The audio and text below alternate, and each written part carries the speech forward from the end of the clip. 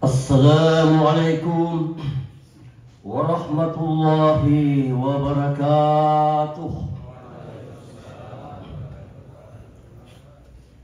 Alhamdulillahi rabban wa bil islami dina wa bi muhammadin nabiyya wa rasula wal qur'ani imaman wa huda wa jihadi fi sabilillah gayatuna.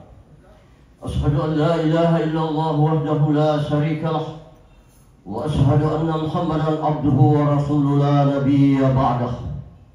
Allahumma salli wa sallim ala nabiyyina al-karim Muhammadin sallallahu alaihi wa ala alihi wa sahbihi wa man walah. Hasbunallah wa ni'mal wakil wa la hawla wa la quwwata illa billah. Alhamdulillah wa syukurillah, kita patut bersyukur kehadirat ilahi Rabbi Allah subhanahu wa ta'ala, bahwa sungguh dialah Allah yang telah memperkenankan kepada kita, mentakdirkan kita kembali untuk dipertemukan dengan bulan suci Ramadan tahun ini 1446 Hijriah. Salam dan salawat kita juga sampaikan kepada junjungan kita Nabiullah Muhammad Rasulullah SAW, bahwa betapa cintanya beliau kepada kita umatnya ini terkait dengan bulan suci Ramadan. Begitu memasuki bulan Rajab, kita sudah dituntun, dipandu dengan sebuah doa yang diajarkan oleh beliau.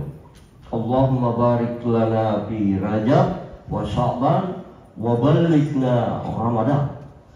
Ya Allah, berkatilah bulan Rajab ini, demikian pula bulan Sya'ban, dan pertemukanlah kami ya Allah dengan bulan suci Ramadan. Begitu kita menjemput awal Ramadan, hilal Ramadan, malam pertama Ramadan, kita dituntun lagi dengan sebuah doa. Allahumma ahillahu alaina bil amni wal iman. Ya Allah, jadikanlah bulan Ramadan ini bulan yang memberi keamanan, bulan yang akan memperkuat keimanan saya. Wassalamati wal Islam, bulan yang akan memberi keselamatan, bulan yang akan memperbaiki kembali keislaman saya. Rabbi wa rabbukallah hilal rusdin wa khair. Tuhanku dan Tuhanmu wahai bulan Ramadan adalah Allah. Engkau adalah bulan yang membawa kebaikan dan bulan yang membawa petunjuk. Untuk mendapatkan kebaikan bulan Ramadan ini, maka Rasulullah SAW bersabda, "Man yuridullahu bihi khairan falyufaqihu fid-din." Barang siapa yang dikehendaki oleh Allah Subhanahu wa taala untuk mendapatkan kebaikan, khususnya kebaikan bulan Ramadan ini, maka baginya akan dibukakan pintu hatinya untuk memahami agama Allah. Dan alhamdulillah malam ini, subuh yang keempat, saya diberi amanah untuk memberikan tausiah atau ceramah di masjid ini. Tapi saya ingin dulu bertanya, apa keistimewaannya ini bulan sehingga kita umat Islam begitu penuh kegembiraan, duka, suka kita untuk menjemput datangnya bulan suci Ramadan? Ada apa gerangan di bulan suci Ramadan ini? Oleh sebab itu kami akan mengangkat dulu sebuah ilustrasi cerita yang pernah disampaikan oleh Profesor Dr. Buya Hamka.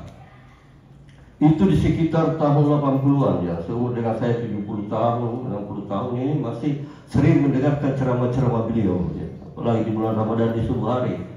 Itu juga bersamaan dengan kiai kita di Sulawesi Selatan yang namanya Bakir Wahid, Pak Kiai, dan Naba Samsul Bahlil. Ya, sekarang ada penggantinya tapi sudah tidak seperti beliau. Buya ketika dia memberi tausiah subuh Ramadan di RRI, itu dia banyak memberi kisah-kisah. Salah satu di antaranya adalah kisah Zulkarnain, Iskandar Zulkarnain. Dan Zulkarnain ini disebut dalam Al-Quran, bisa kita baca di surat Al-Kahfi, itu disebut 3 kali oleh Allah di situ. Dan seorang raja yang beriman, yang diberi kekuatan oleh Allah Subhanahu wa Ta'ala yang sangat luar biasa, karena dialah yang pertama menemukan suatu teknologi bagaimana membuat benteng pertahanan untuk menghadapi Ya'juj wa Ma'juj.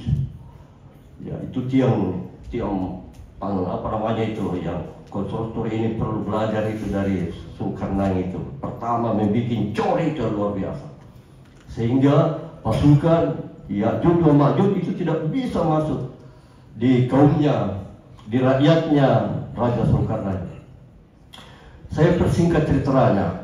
Begitu Zulkarnain akan berangkat menaklukkan suatu daerah lagi, maka terlebih dahulu dia berpesan kepada pasukannya, hei saudara-saudara para mujahid, kita akan berangkat hari ini, dan kemungkinan besar sebentar malam kita akan menyeberangi sungai. Dan saya pesankan kepada kalian, tolong ketika menyeberang di sungai, ambil apa yang kamu injak. Itulah pesannya.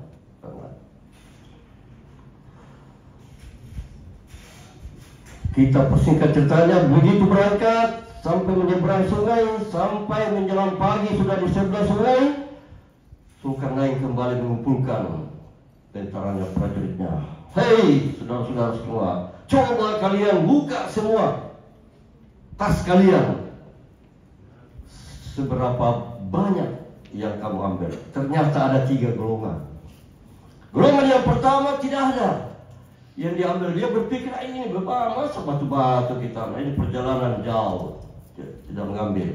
Golongan yang kedua, dia mengambil seadanya saja. Dan golongan yang ketiga, dia ambil luar biasa sampai dia lelah membawa itu batu-batu itu. Tapi ketika dia di pagi hari disuruh sama Raja Zulkarnain, hei kalian, coba buka itu tasnya, buka itu karungnya. Ya, ternyata memang betul ada yang tidak mengambil, itu luar biasa menyesalnya. Dan yang mengambil sedikit juga bersyukur, tapi juga menyesal kenapa sedikit. Dan yang mengambil banyak, dia luar biasa bersyukur, alhamdulillah.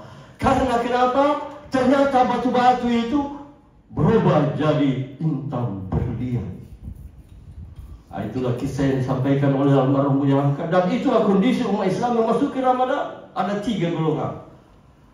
Kemudian untuk menjelaskan ini, kita bisa lihat juga di tafsir almarhum Buya Hamka, yaitu tafsir Al-Azhar di juz 8 di surat Fatir ayat 2, ayat 32. Saya ini membuat catatan karena ini pesannya ibu ini. Kau berceramah di sana itu semua dokter-dokter, profesor yang kau hadapi itu, kau harus catat, jangan sampai kau lupa. Nah, saya ini cara membuat catatan ini. Kalau ceramah di sini, karena peringatan ibu ini, ya, ini kita suami ini terkadang juga harus mendengarkan saya istrinya. Saya bilang iya betul Bu, saya harus bikin catatan ala kadarnya. Karena bukan hanya dokter, profesor, bahkan ada dosen saya di sini. Ada dosen-dosen saya di sini yang pernah mengajar saya. Ya, saya akan bahas tentang surat Fatir yang dijelaskan oleh Buya Hamka. Allah Subhanahu wa Ta'ala berfirman, Summa awrasnal kitab allazina astafainahu min ibadina wa minhum zalimun li nafsihi wa minhum muqtasid wa minhum sabiqun bil khairati biiznillah zalika huwal fadlul kabir. Demikianlah kitab ini kami wariskan kepada orang-orang yang menjadi pilihan kami, hamba-hamba pilihan kami, kata Allah. Tapi di antara mereka fahum zalimun li nafsi, ada yang menzalimi dirinya. Kemudian yang kedua, wa minhum muqtasid, ada yang pertengahan. Kalau menurut di tafsirnya Al-Azhar Hamka, cermat. Yang kedua ini ada orang yang cermat, penuh kehati-hatian. Dan yang ketiga adalah kelompok sabiqun bil khairat. Dia mendahulukan untuk meraih yang namanya kesuksesan, kebaikan, keutamaan. Inilah tiga. Dan saya yakin dan percaya di Jamaah Masjid Sultan Alauddin ini termasuk dalam kelompok yang ketiga, yaitu sabiqun bil khairat. Tapi ya ada beberapa pendapat di dalam tafsir itu. Saya akan sampaikan di sini sebagai sebuah ilmu. Yang dimaksud dengan min ibadina dalam ayat ini itu adalah umatnya Nabiullah Muhammad SAW, adalah kita semua ini. Kemudian tiga golongan itu ya mungkin juga ada di antara kita ini. Ada yang golongan zalimun li nafsi, ada orang muqtasid, ada orang sabiqun bil khairat. Ada beberapa pendapat ulama terhadap tiga golongan ini. Yang pertama kita mengambil pendapatnya Sahal bin Abdullah At-Tasawwuri, bahwa yang dimaksud orang zalim dalam ayat ini ialah orang yang bodoh, orang jahil, dan ini orang perlu belajar. Kalau menurut versi Rocky Gerung, ini orang dungu. Kelompok dungu yang pertama ini. Kemudian yang kedua, muqtasid, ialah orang yang muallim. Dia mau mendengar, dia mau belajar, ya. Dia mau mendengar ceramah, dia mau belajar Islam, dia mau belajar agama. Dan golongan yang ketiga, sabiqun bil khairat, ialah orang alim, ulama, guru besar, cendekiawan. Ya, banyak di sini nih golongan yang ketiga ini. Dia adalah guru, banyak memberi pelajaran, berdakwah dan sebagainya. Kemudian yang kedua, pendapat yang kedua adalah pendapat seorang ulama yang namanya Zunnun al-Misri, bahwa yang dimaksud zalim dalam ayat ini adalah imannya kepada Allah hanya di lisan saja. Kemudian yang pertengahan, muqtasid, di samping dia mengucapkan, dia juga amalkan. Dan golongan yang ketiga, sabiqun bil khairat, ialah dia mengucapkan, dia memahami, dia melaksanakan, dan dia konsisten istiqamah di dalam melaksanakan itu. Itulah keimanan yang disebut al-imanu at-tasdiqu bil qalbi wal iqraru bil lisani wa af'alu bil arkan. Inilah yang kesempurnaan. Kita menyatakan diri beriman, kemudian masuk dalam hati, kemudian kita amalkan, dan kita konsisten istiqamah di dalam pengamalan ajaran agama itu.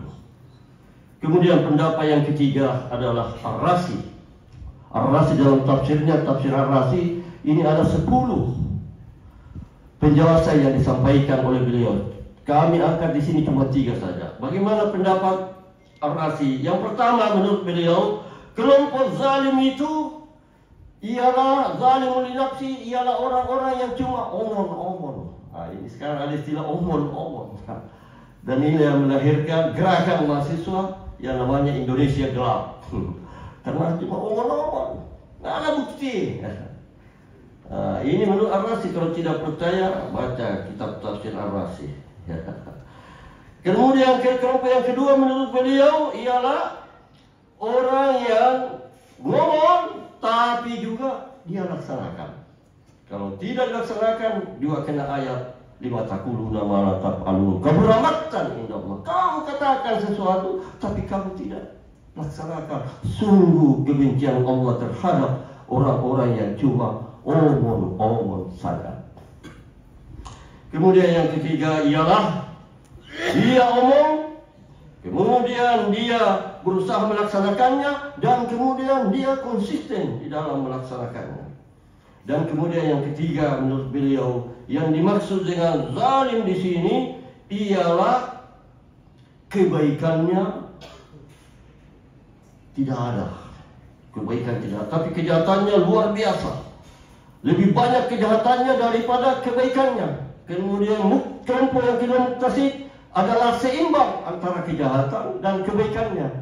Kemudian kelompok yang ketiga sabiqun bil khairat ialah orang yang betul-betul berorientasi kepada kebaikan terus menerus. Kaum muslimin sidang jamaah subuh yang dimuliakan Allah.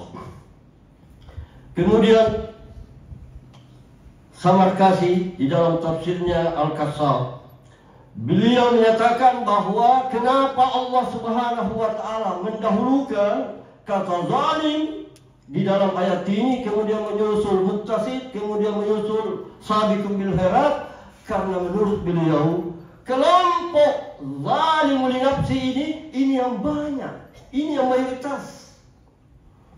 Ya, kita bisa saksikan di bulan Ramadan ini banyak orang yang tidak bisa membedakan antara Ramadan dengan bulan yang lain, sama saja. Tidak puasa, tidak pernah injak masjid, dan ini banyak di kelompok yang seperti ini. Ya. Kemudian kelompok yang kedua menurut beliau adalah seimbang antara kebaikannya dengan, jadi kalau dia mau puasa dia puasa, kalau dia tidak mau tidak. Ya.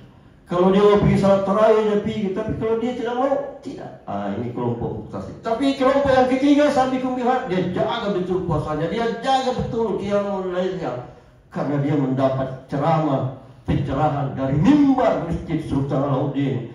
Man qama ramadana imanan wahtisaban, man shama ramadana imanan wahtisaban, ghufira lahu ma taqaddama min dhanbi.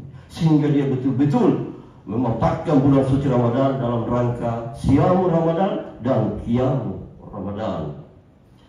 Kemudian diriwayatkan oleh Tabrani bahwa Usama bin Said pernah menanyakan kepada Rasulullah SAW terkait dengan ayat ini.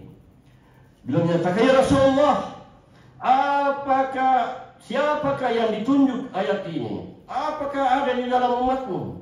Maka Rasulullah SAW menjawab, kulluhum min hasihil ummah. Semua kelompok ini, zalimul li nafsi, muktasid, sabiqun bil khairat, ini adalah umatku semua. Maka Aisyah radhiyallahu anhu berkata, dikutip juga oleh Tabrani ini, bahwa Aisyah mengatakan, hei seluruh anak-anak ibu, sebenarnya sampaikan bahwa semua masuk surga. Jangan kita menuduh kelompok pertama zalimul li nafsi ini tidak masuk surga, semua masuk surga. Hanya saja kelompok zalimul li nafsi ini itu bisa masuk surga kalau dia mendapat syafaat dari Rasulullah SAW. Bagaimana caranya mendapatkan syafaat? Banyak baca Quran, ya. Kemudian banyak bersalawat, ya. Jadi kalau ada orang yang malas bersalawat, bagaimana caranya mau mendapat syafaat? Sudah zalimul li nafsi, ya, dia juga sudah malas membaca Quran, wah sudah sulit. Ya. Kemudian yang terakhir saya kutip pendapatnya Al-Qurtubi yang mengutip pendapat dari beberapa sahabat Rasulullah SAW. Bahwa yang dimaksud di sini ayat Fatir ayat 32, yang pertama menurut beliau ialah kelompok zalim li nafsi itu adalah orang yang masuk Islam karena dia takut diperangi, takut pedang. Kemudian kelompok muktasid yaitu golongan orang-orang yang masuk Islam sesudah hijrah. Dan kelompok yang ketiga sabiqun bil khairat ialah orang-orang yang masuk Islam, beriman kepada Rasulullah sebelum hijrah. Kemudian dari segi ibadah, kata beliau, kelompok zalimul li nafsi, kita bisa lihat dan saksikan siapa di antara jamaah di sini, yaitu setiap dia menghadiri salat berjamaah, dia selalu masbuk. Nah, ini kelompok zalimun li nafsi. Jadi kalau ada yang selalu masbuk, zalimun li nafsi. Jadi perhatikan, kalau ada orang salat berjamaah selalu terlambat, zalimun li nafsi. Ini menurut Qurtubi. Ya, kemudian kelompok yang kedua yaitu ketika dia sesudah mendengar azan, tapi dia biarkan dulu suara azan itu, nanti selesai baru dia pergi. Dan kelompok yang ketiga, begitu dikumandangkan suara azan, Allahu Akbar, Allahu Akbar, apapun yang dia kerjakan, kecil kau, pekerjaan kecil itu lebih besar. Menara masjid, kalau itu panggilannya itu lebih besar. Saya harus segera berangkat. Dia cepat menuju ke masjid, dan dia di masjid sampai akhir dari salat, dan dia sempat berdoa di masjid ketika selesai kumandangkan azan. Inilah kelompok sabiqun bil khairat. Saya kira cukup sekian karena dibatasi 20 menit, ya mudah-mudahan insyaallah tafsir dari Hamka ini ya saya. Jadi kalau bapak-bapak mau lebih mendalam, coba baca tafsir Al-Azhar itu 10 jilid itu ya. Kalau tafsir Jalalain ada pakarnya di sini yang kita diajarkan di pesantren itu, yaitu Dr. Mujahid Abdul Jabbar. Nah, itu pakarnya kalau tafsir Jalalain. Saya kira ada di sini, Dr. Mujahid. Wih, Assalamualaikum Pak. Ini pakarnya ini pakar tafsir Jalalain ini yang diajarkan di pesantren. Saya kira itu ya. Dan terakhir, sebagai penutup, kami sadar dan tahu bahwa kita ini adalah keluarga besar UMI di sini, keluarga besar Dewan Dakwah Islamiyah Indonesia. Salah satu kebaikan Ramadan yang memang kita perlu dapatkan ialah mari kita sama-sama saling membuka hati kita untuk saling memaafkan. Dan mari kita bersihkan dengan Ramadan ini, bersihkan seluruh sifat-sifat yang negatif dalam diri kita. Sifat angkuh, sombong, dendam dan sebagainya. Jangan lagi ada sifat permusuhan. Itu sebabnya maka Al-Quran mengajarkan kepada kita untuk selalu mendoakan orang-orang yang telah mendahului kita. Di jamaah masjid ini saya kira banyak tokoh-tokoh yang telah mendahului kita. Mulai dari Abdul Rahman Basalama, Pak Mukhtar Nurjana, Pak Paita Habib, kemudian ada, mari kita doakan beliau sebagai sumbangan kita terakhir di subuh Ramadan ini. Mudah-mudahan doa-doa kita ini terima, karena ini perintah dari Al-Quran. Allahumma rabbana ighfir lana wa li ikhwanina allazina sabaquna bil iman wa la taj'al fi qulubina ghillan lil ladzina amanu rabbana innaka ra'ufur rahim. Ya Allah, jadikanlah saudara-saudara kami yang telah mendahului kami, yang telah meninggal, yang telah beriman, dan bersihkanlah hati kami terhadapnya ya Allah. Dan jadikanlah doa-doa kami ini bisa sampai kepadanya. Allahumma ghfir lahu warhamhu wa'afihi wa'afu. Mari kita membacakan Al-Fatihah kepada beliau-beliau. Al-Fatihah. Bismillahirrahmanirrahim. Alhamdulillahirabbil alamin. Iya kan.